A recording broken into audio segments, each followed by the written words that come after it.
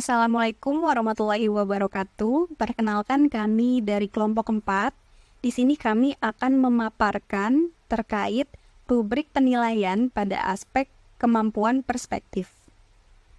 Adapun anggota kelompok 4 terdiri dari Kak Junita Romasta Sormin, Kak Novi Dewi Mustafa, Kak Iwan Darmawan, dan saya sendiri Rizka Amalia.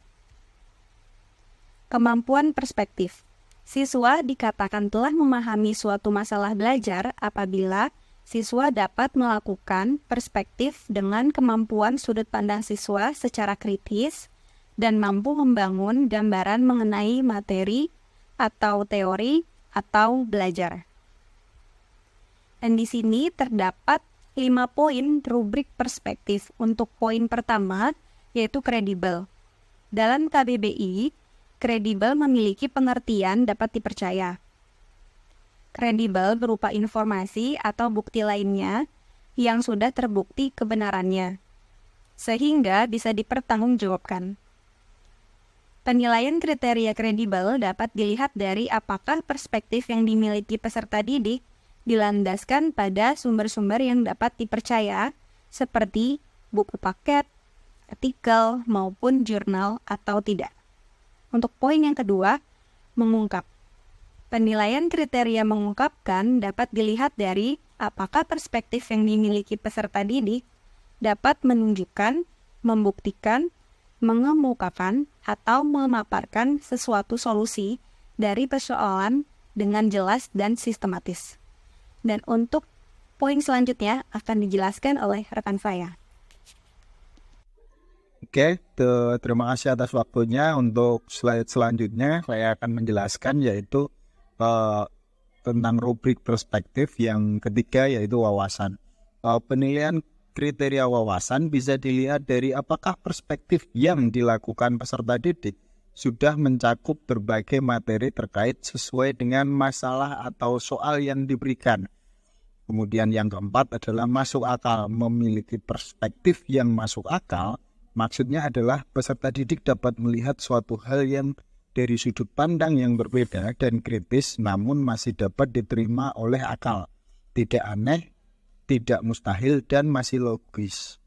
Selanjutnya yang kelima, tidak biasa. Penilaian kriteria tidak biasa dilihat dari bagaimana peserta didik menyelesaikan suatu masalah dengan cara yang berbeda dari cara penyelesaian yang diajarkan atau ditentukan, namun memiliki hasil atau jawaban yang tepat. Tidak bisa di sini maksudnya peserta didik memiliki pandangan tidak biasa dari yang dijelaskan guru atau orang lain. Selanjutnya kredibel. Yang pertama, 4 kriteria penilaiannya adalah yang pertama adalah sumber yang digunakan tidak dipercaya dan tidak mempunyai nilai kebaruan yang relevan dengan saat ini. Itu poinnya 1. Yang kedua, poinnya 2, sumber yang digunakan kurang dipercaya dan kurang mempunyai nilai kebaruan yang relevan dengan saat ini. Poin 3, sumber yang digunakan cukup dipercaya dan cukup mempunyai nilai kebaruan yang relevan dengan saat ini. Sedangkan yang mendapatkan poin 4 yaitu sumber yang digunakan sangat dipercaya dan mempunyai nilai kebaruan yang relevan dengan saat ini. Untuk slide berikutnya tentang mengungkapkan akan dijelaskan oleh rekan saya. Untuk poin yang kedua, mengungkapkan, terdapat 4 poin yang harus dilakukan oleh peserta didik. Untuk pemenuhan 4 poin, siswa dapat menunjukkan, membuktikan, mengemukakan, dan memaparkan dengan jelas dan percaya diri. Untuk mendapatkan 3 poin, siswa dapat melakukan 3 dari 4 poin yang masuk dalam aspek mengungkap dengan jelas dan percaya diri. Untuk poin 2, siswa dapat melakukan 2 dari poin yang masuk dalam aspek mengungkap dengan jelas dan percaya diri. Untuk poin 1, siswa tidak dapat atau hanya melakukan 1 dari poin yang masuk dalam aspek mengungkap dengan jelas dan percaya diri. Baik, untuk yang indikator yang ketiga dalam rubrik perspektif yaitu wawasan, untuk 4 poin, pembahasan dari peserta didik sudah sangat mencakup berbagai materi sesuai dengan masalah atau soal yang diberikan. Untuk 3 poin, pembahasan dari peserta didik sudah cukup mencakup berbagai materi sesuai dengan masalah atau soal yang diberikan. Untuk 2 poin, pembahasan dari peserta didik kurang mencakup berbagai materi sesuai dengan masalah atau soal yang diberikan.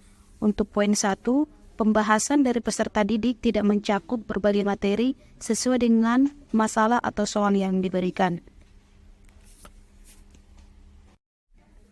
Selanjutnya aspek yang keempat dari rubrik perspektif yaitu masuk akal, di mana kita buat 4 poin.